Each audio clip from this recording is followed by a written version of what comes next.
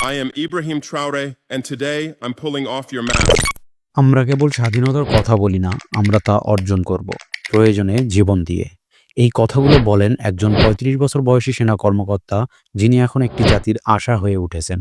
Burkina Faso একটা নাম, যেটা হয়তো আমাদের অনেকেরই অজানা, কিন্তু জানলে অবাক হবেন এই দেশটা এখন আফ্রিকার সবচেয়ে আলোচিত রাষ্ট্রগুলোর একটি। কেন? সেটা জানতে থাকুন ভিডিওর শেষ পর্যন্ত।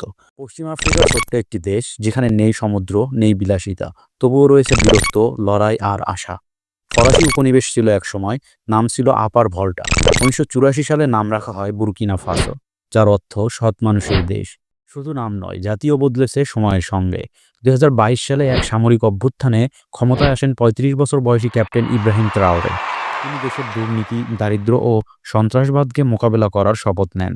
সেই সাথে পশ্চিমাদের ভণ্ডামির মুখোশ উন্মোচন করে একদিকে হয়েছেন আফ্রিকার দেশগুলোর আশার আলো, অন্যদিকে পশ্চিমাদের চক্ষুশূল।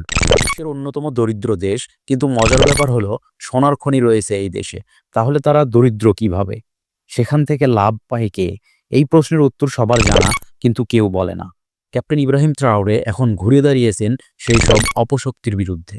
বাচ্চারা বই হাতে স্কুলে যেতে ভয় পায়, কারণ সন্ত্রাসী হামলা এখানে খুব সাধারণ ব্যাপার, যেগুলো বেশিরভাগ বিদেশি ষড়যন্ত্র। তবে অন্ধকারে আলো আছে, সঙ্গীত, নৃত্য, উৎসব আর মানুষের হাসি এখনো হারায়নি।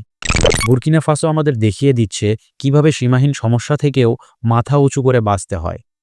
একটা কথাই বলা যায়, এটা কেবল একটা দেশ না, এটা এক সংগ্রামী আত্মার নাম। ভিডিও ভালো লাগলে লাইক করুন ও শেয়ার করুন।